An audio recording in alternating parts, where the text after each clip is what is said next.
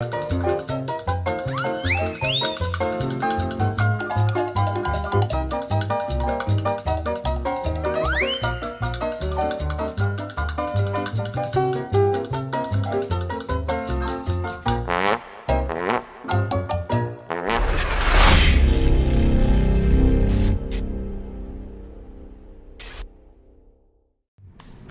DJNTV show is sponsored by DJ Event Planner, Electra Voice, DJ Trivia and DJ Bingo, ProX Direct, NLFX Pro, Promo Only, Odyssey Cases, Perfect Portals, Instant DJ Requests, and our DJNTV Insiders. This is John Young from DJNTV. Thanks for watching.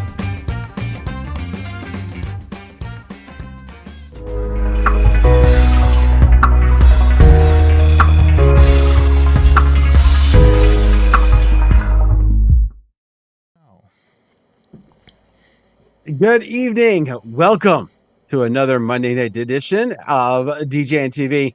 Got John Young, we got Cubby, we got myself, and we are going to have a good time tonight.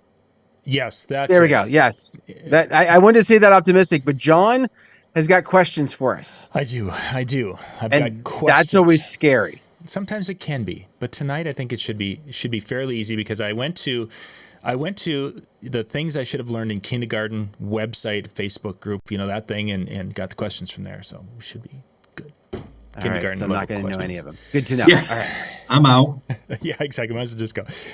So what I want to do tonight, guys, we're going to just jump right into it. I want to talk about one thing, one prediction for 2023 as you're looking into next year. What is one thing that you think you're going to get out of 2023? I'm not going to spend a ton of time on this, but one thing that you're going to get, it might be personal, it might be a business, but I want to make this prediction, and then we're going to look back next year at this time and see how close we were. Oh, that is not the direction I thought when you posed that we were doing that question. Yeah, well, what because I didn't think of it that way. What will 2023 bring you? No, that's what you're. So I'll let you guys think about it a little bit. I'll start. Thank you. My thoughts for, and I'm going to go business on this one, is I'm looking at 2023 right now, and Michael and I've been working on some things with the DJ company, and I think that 2023.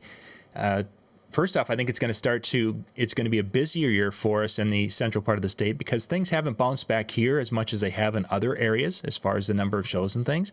But it seems that we're having some good response. We've had some decent bookings here recently, and we're into a cycle now where I'm having less people ask about, oh my gosh, the price is really bad. So I'm looking at 2023. I think we're going to have a big year at the mobile DJ side of it from our mobile DJ business. Maybe not so much in other areas, but I'm thinking the DJ should be a pretty decent year because the DJ business is still that recession-proof business. It just can't handle pandemics. So that was my thought. Dan, you want to go or you want me to go? If you got yours, go ahead. That'll give me a couple more seconds to kind of make mine eloquent. Right. And I think mine's going to seem like it's cliched, but it's going to be growth. And it's going to be growth personally and business-wise on multi-levels, meaning growth business-wise. I want to hire another DJ into next year. We are not the biggest. We're in a small town, Midwest. I never want to be the biggest. I didn't want the headaches of 25 DJs. But we're looking to hire another DJ. I want to hire another DJ by the end of next year. I want continued growth within the industry. I've been doing this for over 20 years, and I think there's a couple of areas I can get better in, and so I want to attend a couple more shows. And then personal wise, I want to I don't know, be able to relax and enjoy a little bit more. I always seem to be like really high anxious every week. Make sure everybody's ready, just kind of get a more of a pattern and routine down. But that kind of growth internally as well. Nice. Sounds cliched, I know, but Yeah. Well, you know that you do have that T-shirt that says "I'm a walking cliche." So, yeah, there's that. That was a nice skit from John, wasn't it? yeah. So for me on my personal side, my plan is to have kind of very similar to Cubby's, a step back in some aspects. I found this past year I was running myself a little ragged in the DJ side. So my plan is to take a step back. But I think it was easier for me to say that when my gigs were not coming in quite as fast. So I was like, oh, that's just going to be automatic.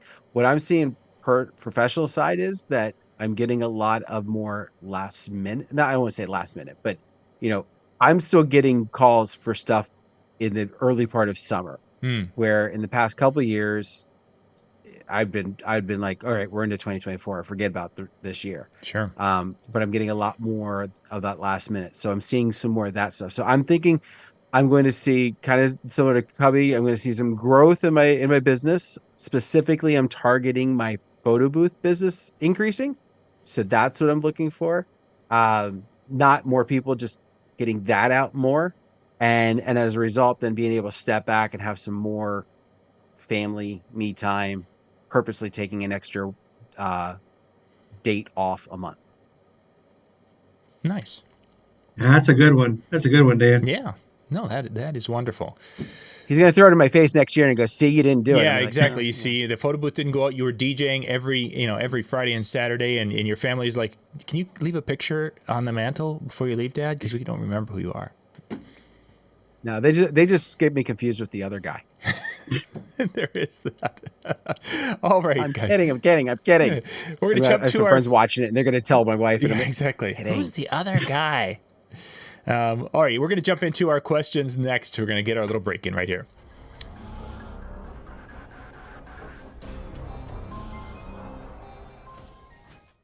All right, our first question tonight is one that we've all had to deal with when it comes to charging or figuring out how to charge for family and friends, or if we even perform for family and friends. Some people do, some people don't. Gentlemen, what are your thoughts on this when it comes to family and friends and your DJ business? I can take it. Go ahead. Go for it. My policy is I would not give any more of a discount than I would buy a gift for that person.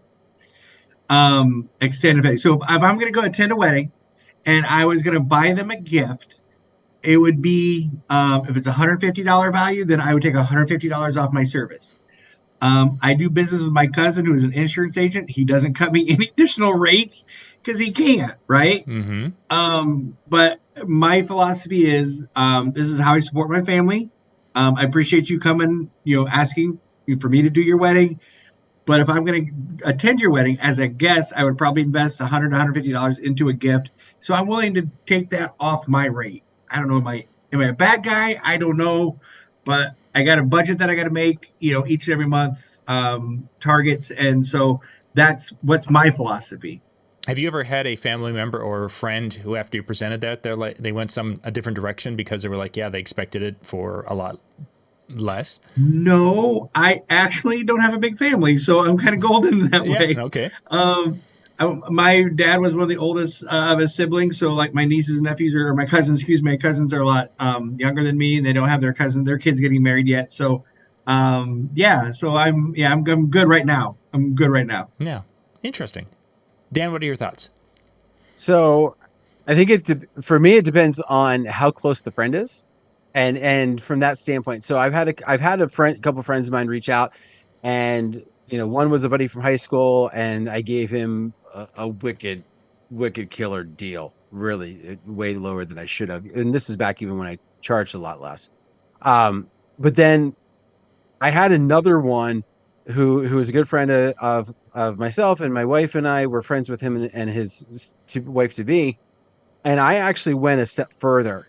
Because I didn't want to work his wedding, I wanted to be able to attend his wedding, and it really just came down to when I get in work mode, I'm in work mode, and so my wife coming along, it's not the same. Like she's not having fun. So I actually reached out and paid the DJ for his wedding and didn't do it. So like you talk about a gift. I went, not just was like DJing it for free. I paid somebody else to do it. And this was just, it was a really good friend of mine, and he had helped me out with my business different times and run the photo booth and stuff. And I was like, no, we're doing it. And to surprise him with it, I said, you reach out to this person. That's who you want to call. And then I called him and I was like, what's your deal? And I said, if they go with you, let me know. I'm paying it. Mm-hmm. And that was the end of it. But I have had a family member. I did have a cousin who reached out to me earlier on in my business and asked me my rates, and I gave them to him, and they ended up going with somebody else. I don't know if they were expecting it to be free or if they just ended up going somebody cheaper, but they did end up choosing somebody cheaper. Sure. Yeah, this is definitely a tough area because I've struggled with this myself, and I really like the thought behind what you were saying there, Cubby, when it came to that. That's a very neat idea. I think if you rationalize it that way, say, look, this is unfortunately is what I do full time, and it literally is what I do full time. I don't have another job. I think they get it. Like I said, they say, if I just explain it, I'm not trying to be bad. It's just what I do. Yeah, and I think it's also, it's a lot more difficult within our business than it is, say, cake maker, right? Because a cake maker can give you, I'm going to say, give you the cake, right? And I'm not saying anybody should do that necessarily, but I'm saying they could give the cake and they could still make another one or two that day to take out, right? If we do their event for free, there's no other event that we're doing that day. There's no other way to make that income that day. I've had some people who have taken the philosophy. I really like yours, Cubby, but I've had some who have taken the philosophy of, especially those really close friends, of charging them what it breaks down to their business's cost for that day. Mm-hmm. So they figure out, okay, my music and my insurance and my gas and all that, this totals this, wear and tear on the equipment, the whole thing totals this. So I want you to pay for basically the rental of everything, and I'll do my part for free. And that's kind of another interesting way to go about it. I mean, you really have to have an understanding of what each event costs you to do. But again, for those close friends, you're not doing it for free, but you are, you're for free, but it's not like there's no money transaction. Yeah. Interesting thoughts, gentlemen. We're going to jump. Yeah. Let's jump to our next question here, guys.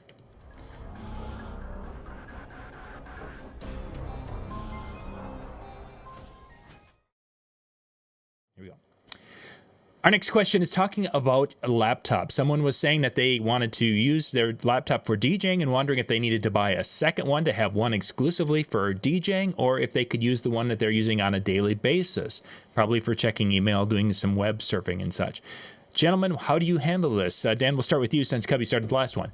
When it comes to a laptop, do you have a DJ specific, or can it be used for other things also? The word "can" I think is the where you might want to go. Is yes, you can use it for both. I don't. My DJ laptop is strictly my DJ laptop. In the beginning, when I was really struggling with that purchasing too, my DJ laptop was one that was my main one, and I didn't use it for anything else. And my backup was my office laptop. I've now gone a step further, and I have backups that are completely just music playing devices, nothing beyond that. I think that's the safest way to go. When you're using it day in and day out for all the nuances, things that you might do with an office computer, it opens yourself up to harder wear and tear on that system that you're going to then use for playing. I think if you're really struggling with having a second, like, you get a main DJ. If you want to use your office for your backup, I get it. But even some of the tablets are so inexpensive now compared to what they were. Like, you can have that. You can have a completely removed system without having to use your office piece. Cubby, what are your thoughts? I totally agree with Dan on that one. I actually have three, but one stays home. But I have a ceremony laptop that has all the music queued up for the ceremony, and I have one that it saves with my system. It saved me about a year and a half ago. I have a Daddy Mac stand. I left my system set up, laptop on my little thing up there top. I went off to do the ceremony. It was offsite, not offsite, but it was just down the hill a little ways. Well, some big wind came up and blew my laptop off my stand, and Ooh. it shattered. So thank goodness I had my ceremony laptop, and in every laptop, both my ceremony and my reception, I have my ceremony playlist and my reception playlist with all the songs in my crate. I use virtual DJs, so I call it a playlist. I don't call it a crate, but I have my ceremony songs in order. I have my reception songs in order that I'm going to use them on both laptops. Um, and it saved me that day. And that is the exact reason. And I have one at home so that the next week I'm not crunching to, it doesn't always get updated. I'm going to be honest, very, very honest. It doesn't get updated as much as my two that I'm always using. But I do it on at least a quarterly basis, or every 2-3 months. I'll do that third laptop. And John, how about you? I'm in a very similar boat here. But the time frame is the interesting part. Is that my very first laptop that I used DJing, I was using it to do some other side things. Also, I was doing some video, iMovie editing with it. But basically, it was meant for the DJ. And my backup at that time was CDs, because that's what we had at that time as we were getting into it. So we were talking. This would have been about 2004, 3, 4, somewhere in there. It was pretty early on with my first laptop. So as time progressed, I would have a second laptop, but my first one became just a DJ laptop, and that would have probably started, maybe that laptop is a 2012. It's a 2012 MacBook Pro, and that's the first one that I bought just to be a DJ laptop. It does not have the ability to do, I didn't put any graphics programs on it or anything beyond that. It's just strictly music and playback. So that 5, 6, 7, 8 years, whatever it was that I was using one that was multitasking. But then my backup was my multitasking one. I had a MacBook Air in there shortly thereafter, and that became the one I would use for checking email, while watching TV at night, and then it would go into the bag as my backup. It wasn't until 2020 was the first year that I had a dedicated main and a dedicated backup. So now I have 2 laptops that are out there, and they're just strictly DJ laptops, and I don't use them for anything else. That could if I wanted to, but I don't do that. So and I guess it's where you are in the business. When I first started out, I didn't have a lot of money. It was there free, excess income to be able to do that. As I built my business and it grew, going to the trade shows, I watch a lot of people talk about it. Drax is like, never let it hit the internet. You get a virus. You can afford a virus on the day before your wedding. So, it wasn't until I grew my business. So it depends where you are with your business. For me, like I said, now I'm able to do that. But when I first started out, just like you, man, I was. Yeah, we had to do what you need to do. That's for sure. All right. Let's jump to our next question.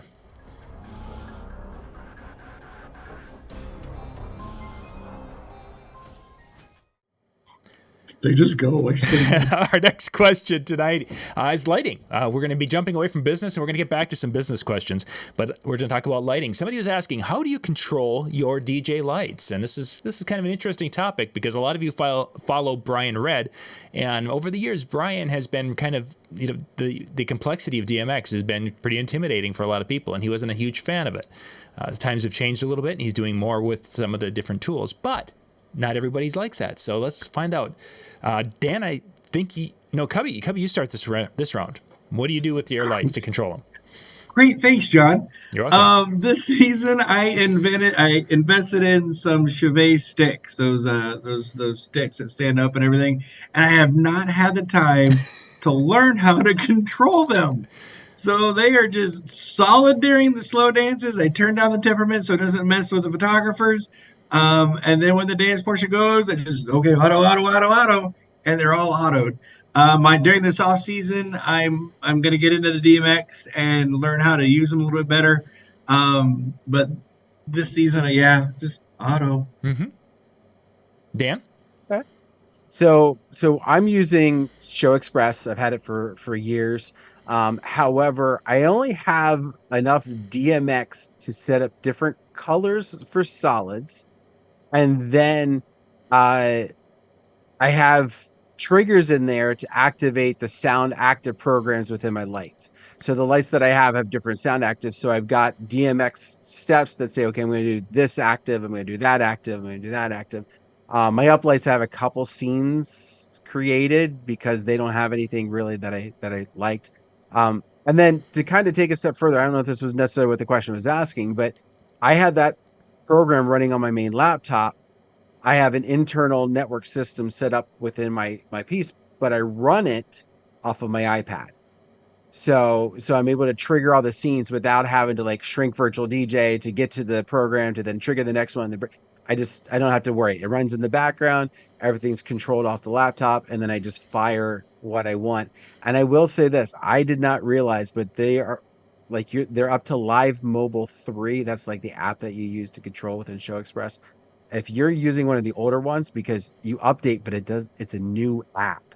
So go get the new app if you're using Live Mobile. If you don't have Live Mobile 3, I was using one for years, and like 3 just blew me out of the water when I found it by accident like 2 months ago. So there's a little extra tip for you. So in many ways, I'm probably closer to Cubby from the standpoint is that I own the little box for Show Express, and I own a copy of Show Express, but I haven't sat down to learn how to use it. I own the DMX, the American DJ DMX thing that will hook to the computer and do its thing, but I've never sat down and figured out how to use it. I do know how to use the iPad version, and Howie has been a huge help with that. By the way, if you guys want to learn how to use DMX and use the iPad with the Airstream bridge, Howie's the guy. You buy an hour or two of his time, and he will show you some incredible things and save you hours, if not days, worth of time setting up your lights. That's what I use to control for school dances when we're doing many more floods and more moving heads and having more fixtures out there. For weddings, in most weddings now, I'm just using uplights, and I'm using some dance floor wash, and I'm using all Bluetooth, the Bluetooth from Cubby, and I'm using a mobile device with the Airstream, the BT Air app from Cubby. Simple, quick. We put the stuff up, we do the dance, and when we're done, we're out of there in less than 10 minutes of light setup and down. If I need to have more elaborate, again, I go back to the Airstream DMX things on the iPad. But if I don't, it's just going to be the Bluetooth stuff. And then someday I'll learn how to run the other things. We'll learn together. Yeah, it'll be great. It'll be the most fun we've ever had. All right, let's jump to our next question, guys.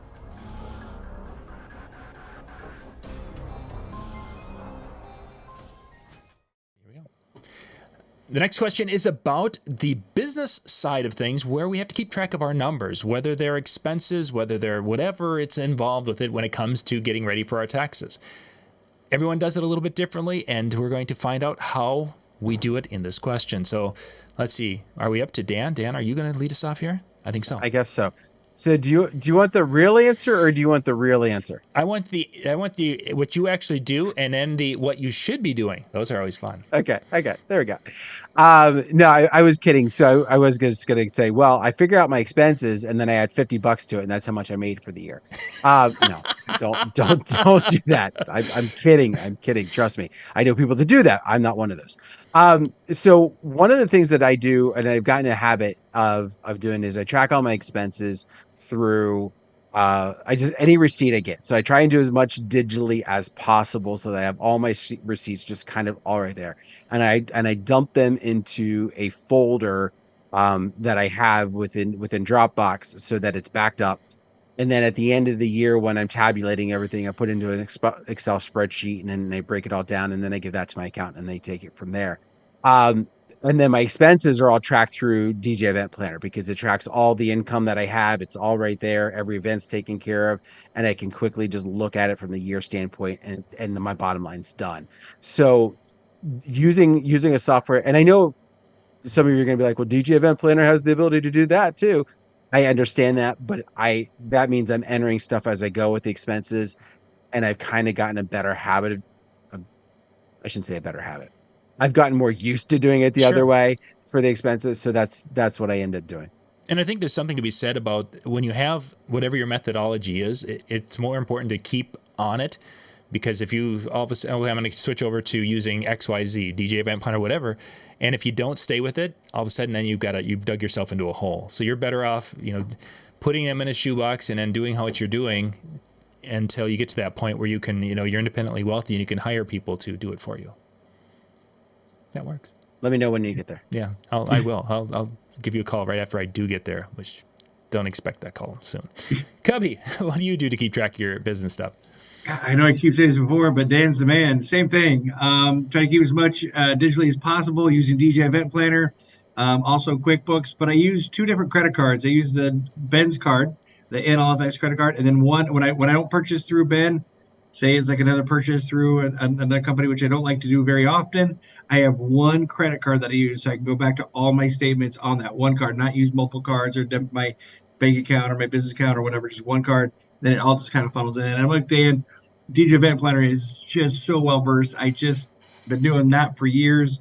So when I made the move from a previous company, it's kind of the way that I was doing it there. So I just kind of kept the ball rolling without as before. So do very similar with what you guys are both talking about. One little tidbit with the credit card thing is I have credit cards for the 2 different businesses. I've got the 2 there, and Lori's got hers for her business. I have found, because one of the cards, when the number gets stolen, or I have a problem with it, which has happened like in the last 5 years, it's like in the fall, something all of a sudden, there's charges that come up on a credit card or whatever it is, and I have to get a different card. That if I don't download the statements, the digital statements from this particular company, they're gone. And then all I have is they're printed. I can't download it into an Excel spreadsheet. I can just print them out, and then I have to manually go through and pull things apart. No fun. So my part of my process now is like every 2 months I set a reminder on calendar to pop up and say, hey, download the data from that credit card. And so far last year and this year I haven't had, but it's happened to me twice. Like in October, October of 19, we were down in Vegas and the card got stolen, the number, and I reported it, and I didn't download the stuff before, and when they shut off the card, all access to anything but past printable statements was gone.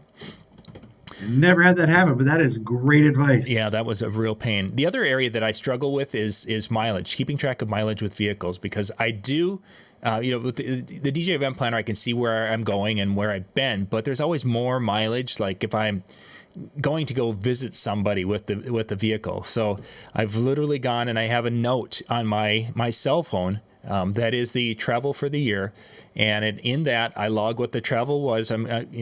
Another week to 10 days, I will go to the truck and I will write down what the December 31st, January 1st mileage is. So I have that, and then that'll let me know how many miles I did for the year, and then I will also keep track of how much of those miles. Oh, here's a 20-mile trip for business for this business and this one, and that way at the end of the year it makes it a lot easier for me to be able to go through and total those things up and put those in, because the way the taxes are is you put your total miles in, and then you put how many miles you did for this business and how many miles you did for that business when it comes to your vehicle. So I've tried to do it in a more fancy way, and it's like this, just kind of like Dan was saying, it just works for me. There might be other ways, it might be prettier ways, but this just works for me.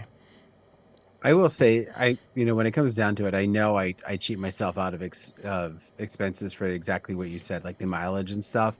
Because my personal vehicle is the vehicle that I also use for DJing. It's my daily beater, but it's also what I use to tow my trailer.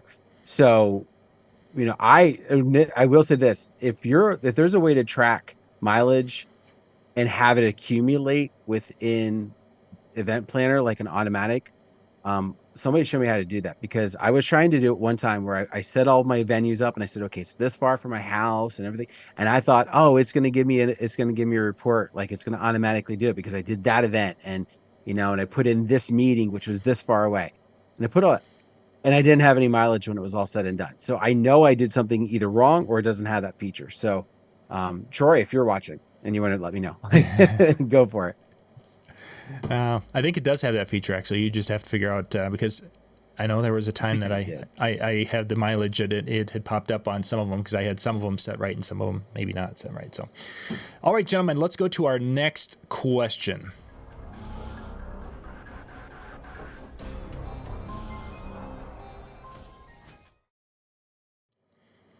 Our next question, we're talking 2023 once again, and will you be raising your rates for next year? And if you are, how do you go about raising your rates when it comes to that time of the year to raise your rates for the next year? So I think then we're back to, is it Cubby this time? I think we're back. Cubby. Yeah, I do intend to raise my rates for next year. We've gradually raised them this year due to the rising costs of inflation and gas and things of nature. So it was kind of a trending thing already, starting back in July when some of the gas rates were starting to go up. We said, okay, let's add another $100, add another $100. We will be at 1st of January raising our rates again, and we just do it. I mean, we don't do it like it's more incrementally. So like boom, $500, but we know where we want to be, and we'll start out the first of the year, and then again do another raise, probably depending on what the economy is going to do. Maybe the next 3-4 months, raise it again and revisit it. Right. But we had to do it a couple times already this last fall, and it was well received. I mean, we never had anybody buck, and that's another thing. When you and I know a lot of people's business theory is when you get booked out a lot, you need to raise your rates, right? Mm-hmm. So when dates are filling and it's too easy, it's an easy decision for them to go with you. You should raise your rates, and so we were doing that, and like I said, this fall is just no bucks. I mean, nobody was was saying anything bad about it. So Sure. Like I said, we just keep doing it. So when you're talking about raising, are you raising like 50, multiple times a year? You mentioned, is it like jumping a $50-$100 thing? $100 each increment. Okay, just to give you guys out there watching an idea of what kind of thoughts Cubby has with that. So, Dan. Now, one thing that I always do is I always keep. Yep. So I'll raise my base, but keep my overtime really okay. So it's not 1977 overtime rate, but it's the same. I mean, it's because I don't want to be like, oh, by the way, so I keep my overtime rate the way that it is. That's funny, but logical, very logical. And it's funny because I haven't changed my overtime rate in years, and it's not because I'm worried about forgetting it.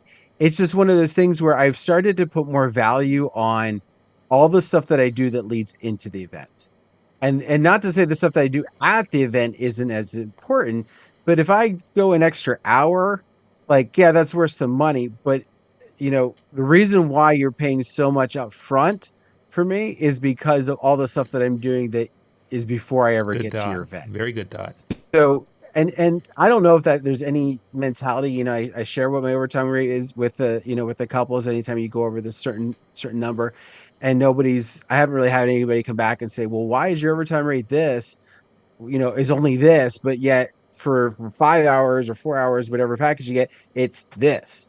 And I haven't had anybody do that. So, but I think by having that overtime being much less than what the per hour would work out to for my big package, it gives a better impression that there's a lot more happening than you think.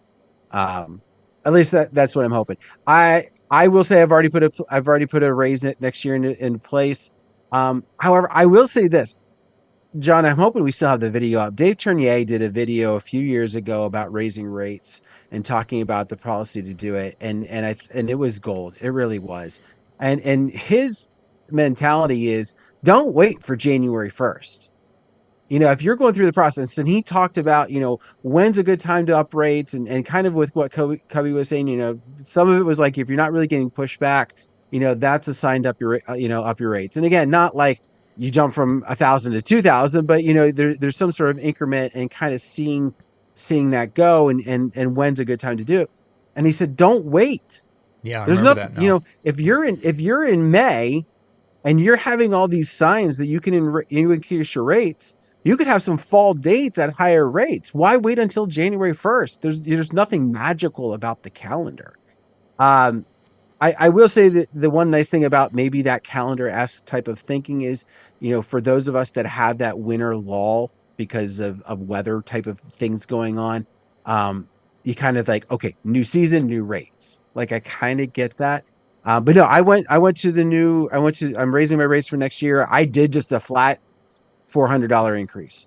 And how I decided it was I looked at what my smallest package was, of just doing the reception. And I was rarely getting that. I was really going out mainly for receptions and ceremonies. But every time I would get that reception only, I felt like I was taking a pay cut. So I'm like, you know what? I can bring this up to this price This can be my new bottom floor, and this is where I'm at. I will say it's always scary when I do it. Every time I've done a pay increase, it's always felt nervous. This year felt a little bit more nervous because as I was talking earlier, how I'm not getting as many events, or I wasn't getting as many events in advance. And so I started guessing myself, was it my prices? Sure. Did I price myself out? Did I do something like that? And no, it was the clientele was, at least for my clientele, it was their pushback. So I felt a little bit better now. My rates are there, and I'm moving forward. I think everybody should. Now, I will also say though, I've already predetermined, because I'm starting to get calls for 2024. I'm going to stay at 2023 for 2 years. Mm-hmm. That's just kind of my thought. That's kind of where my gut is telling me. Um, I would also say, anybody's thinking about pay raise, think about your next 2 or 3 years. Think about what you want to do, because you can be like, oh, for 2023, I'm going to do this. And then you start getting 2024 and you're like, oh, well, I guess I'll just give you the same rate because I haven't thought about that yet. Start thinking now. If you're going to do it on that January 1st type of idea, start thinking now where you're going to go. My version of the calendar when it comes to raising rates is generally the beginning of October. That October 1st they'll change for the next year, and that's where I have done that. This year, I think it was I think I jumped about $200 per show on the different packages. But one of the things is as Michael's experience level has increased, now he is getting closer price-wise to my show, because we were charging two different rates because he just didn't have as much experience. Granted, he still doesn't have as much experience, but he's got a lot of good quality experience to bring him into a better place when it comes to that. So that's kind of where I've used it is in October, and I've always kind of looked at it as, okay, in October we can do that. We can quote the higher prices in October, November, December, and if we have to, and we just for some reason it's not working, we still have the January booking show where we can maybe change, or at the end of the January time frame, which used to be the bridal show time in our neck of the woods, and we can always go back March and go back to the prior year rates if we needed to. The irony is I've always had that as an out clause, and we've never used it.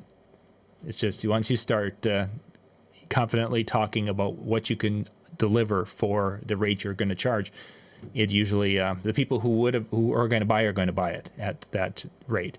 The people who would have never bought your first show because it was too expensive aren't going to buy it anyway. So you might as well not be leaving money on a table, or going out and feeling like you're undercutting yourself. John, something else I think to that really would also help is, whether it's October 1st or September 1st, a lot of us, we've seen kind of a trend over the years where summers used to be big for people. And then now it seems, at least where I'm at, fall is like huge. Like I can be booked for fall and have holes in the middle of summer just because the way it's gone lately.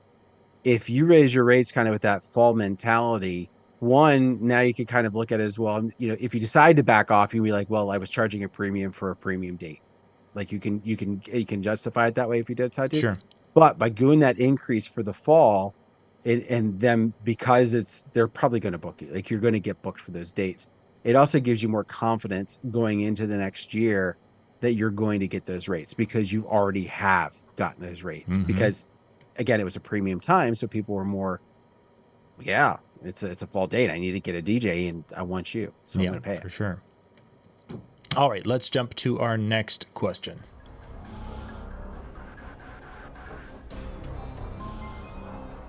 What is it? So the next question is about speakers. Somebody was asking, they were just going to get into it, and they were wondering what would be a good set of speakers to get into to start. And of course, we could sit here and talk about brands forever, and I don't really want to go there. But the direction I wanted to go is what would you recommend? There's the mini array systems. There's point source systems of a variety of different sizes. If somebody were going to be starting out and they needed to go buy a couple of speakers, what would you kind of recommend that they would go with that's going to get them started for a period of time, or might even be something that they would be able to use for a long time if they're really kind of concerned about their budget? And I think, Dan, we're up to you. Okay. So if I was just starting out and I was wanting to get my speaker set up, there's one or two directions I would tell you to go, but the first that I would tell you to go is the direction that I picked, which was to pick a pair of tops, full range tops, 12-inch, 12-inch speakers, because they're going to be the most versatile for you in a lot of aspects. It gives you the option that later down the road, when you have some more money, you can add some subs to it. When you're doing bigger events, you then have that extra bass that you need. But in the same respect, when you're starting out, you probably also don't have a large amount of space to haul stuff. They don't take up a lot of space with the 12s. Or no 15s, right? Like my personal opinion is 12s are what 15s were when I started, right? They have a good type of sound to them. But I think that would be the first place I would recommend anybody is looking at that, because also if you decide to then later upgrade your system and say go to the column array systems and that kind of thing, you still have these full range cabinets that you can use, cocktail that you can use at a ceremony site, that you can, they're maybe not battery powered, but you can still use them in other places. They're not, well, I'm no longer using them, so now they're out the window. But the one piece that I would give you is, if you can, the adage is buy once, cry once. If you can spend a little bit of extra money to get that better line of that speaker, or the better model of that speaker, the best bang for the buck, take advantage of it and do that, rather than buy here and then, I got to buy again, and now I got to buy again, right? And each time you're like, oh, it's like a gut punch. Cubby. How do you know you have me on here? Dan is just killing it. I would, same as Dan, I'd get the 15s. I would do 15s versus 12s, because depending on the events, you can do a little larger events. You can always turn it down. 12s, you can always push 12s. You can only push so hard. So I'd probably stick with 15s until, like I said, and I would, like you said, invest into what you can and do and suck it up, and they'll last you a good 2, 3, 4 years. I mean, honestly, At least. Just whatever you do, don't buy the speaker that has got the LED lights on the inside of them. That does not, just don't do that. Whatever you do. But it's a speaker and a light show in one, man. It's awesome. Just don't do that one. That's all I ask. I love entry level DJs. I think they're great. I remember when I was one, and I try to help as many as I can. But I would go with the 15s and stay away from the lighted speakers. So my thought, I'm a huge fan of 12s, but if you're going to look at 12s, there's two things with it that would, if you're going to be looking at wanting to do like some smaller school dances or expand into that arena a little bit, I think I would probably look at a 12, and I would look at it, if I'm doing a 12, I would do a wooden box. I would not go plastic box. If I were going to be just doing, I'm going to be doing weddings and backyard parties, I'm never really wanting to do anything for the teen world, I'd probably look at 15. Now, if 15 weight becomes an issue, I would probably look at a 15 in a plastic box, because there's going to be less weight, and there's some plastic companies out there that have the plastic 15s that can still give you a lot of sound pressure. So it's really going to depend on where you want to go. If you are not seeing yourself doing things where you're going to need a sub, the 15 weight's an issue, plastic. 15 wooden box would obviously be the best sound you're going to get out of a 15 two-way, but then you're also dealing with more weight. One thing Cubby had his one thing not to do. I'll have one of those too. I would not buy go to Amazon and you type in, you can go find a little array systems from Amazon for like $300 a piece. I would not buy those, because I have had those come through, and you will notice on our channel you aren't seeing many of those videos. You've seen a couple of videos here and there talking about some weird stuff, but a lot of those speakers, when they have come out here, there's no fans, there's no cooling, there's no ducts or fins on the back to keep the amp cool. It's like, how long is this going to last? That kind of stuff's unfortunately really common. So if you're going to buy, I would find a reputable brand and find, in essence, the best you can buy that's going to fit you for future needs. Can I interject there for just 1 ahead. second? And I'm not trying to knock you, John, but I'd also, whatever market you're in, if you're in a larger city market, you're not going to get some of the small schools, smaller schools, so 12s would never work. I mean, so you've also got to, like, what's the average size in your, like, Chicago weddings, probably some are fairly large, right? Yeah, the schools are fairly large. You're not going to get a 100-person school Some like I get in Iowa, but also some larger schools in Iowa as well, the larger markets, Des Moines, but then also do smaller schools. So anyway, it all depends on what you're going after. Very If true. you're starting in, what what are you looking for? What are you going after? What do are you looking for the big schools, small schools? And I guess it all goes kind of in your business plan as well. Very, very true. Yeah, and where you want to go is the big part of it, because otherwise you're throwing money away. And Too much if you went too big. If you went too small, then you don't have enough. okay, we're gonna do one more question, and we're gonna wrap it up. Because after this, you guys will head out to DJNTV.com/chill with Hangout for Howie, and that'll be coming up in about 15 minutes. But we have one last question for tonight's show.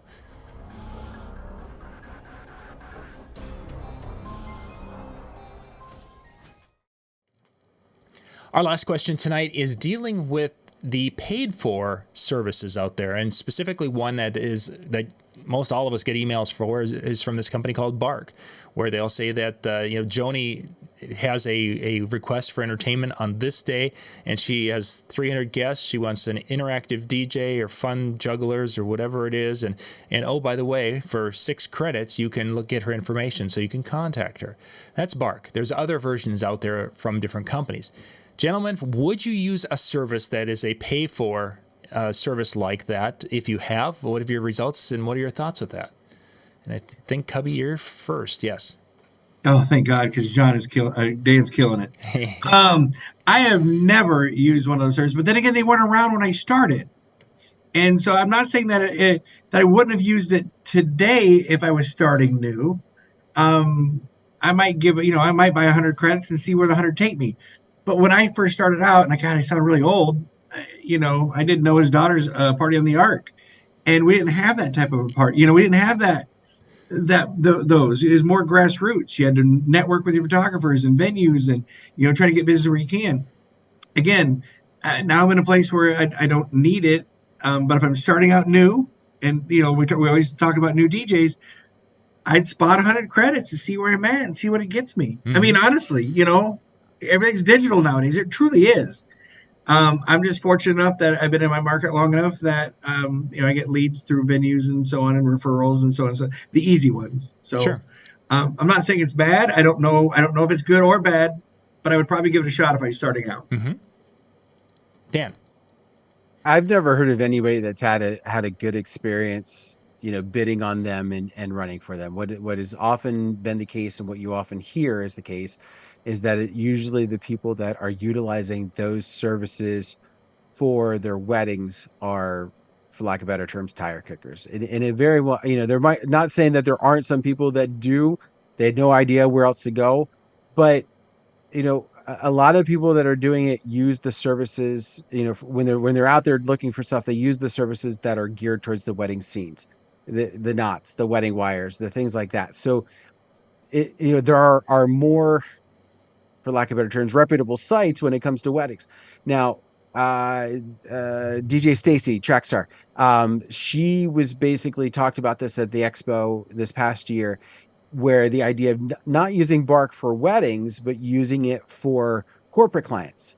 Because while there are these sites for like Wedding Wire, the Knot, and all that kind of stuff for weddings, there's really not a lot of stuff out there for corporates. So looking at a way that you specialize and tweak how your setup is so that you're not losing out on weddings, but you're able to cater to corporate on the days where you wouldn't be doing weddings, you can actually make a lot from it. Have I ever used Bark or any of the services like that? No.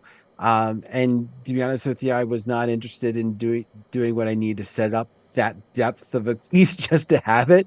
But as Cubby said, exactly. I mean, if you're starting out and you're looking for a way to kind of get your footing, these yes, they might be tire kickers, but in the same respect, if you're starting out and you're trying to get your feet wet, you got to do it somehow. Sure. And here's an opportunity, just reaching out somehow to get your foot in the door with some of these.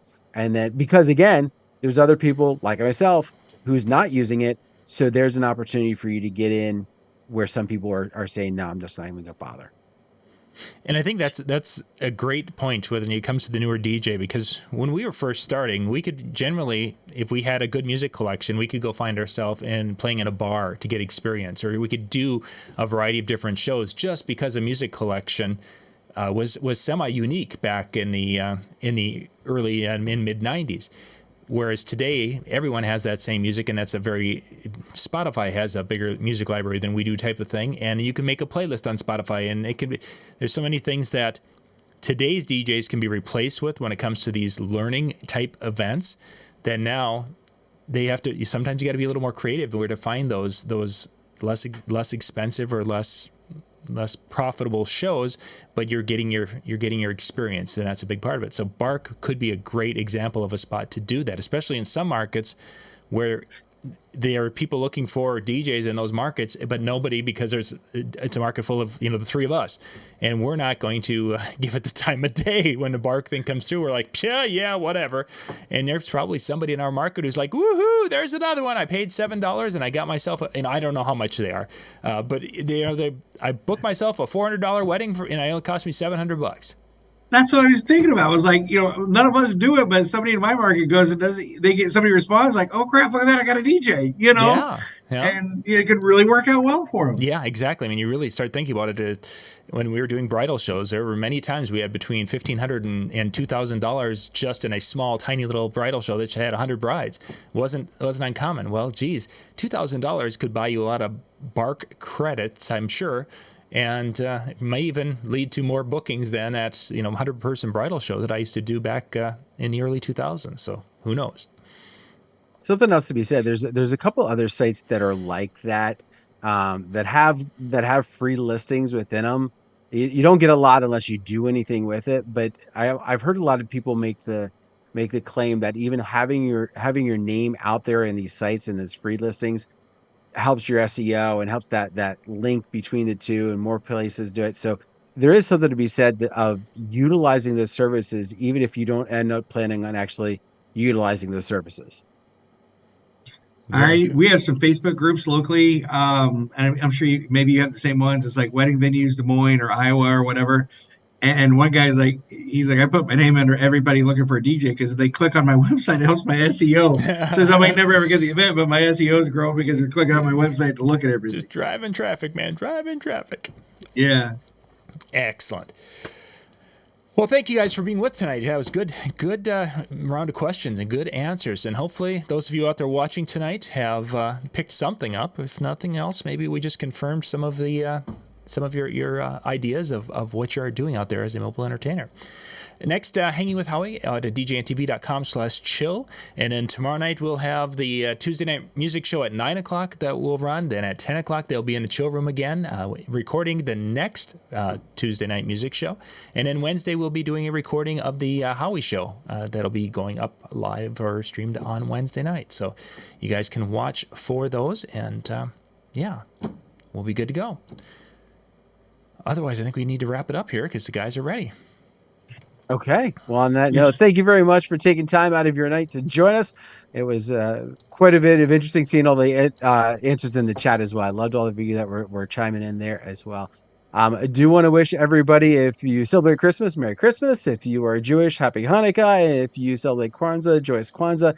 And if there's one that I'm forgetting, I promise you it was not on purpose, but I wish you nothing but the best with that as well. Have yourself a great night, and we'll see you next time. Hey, everybody.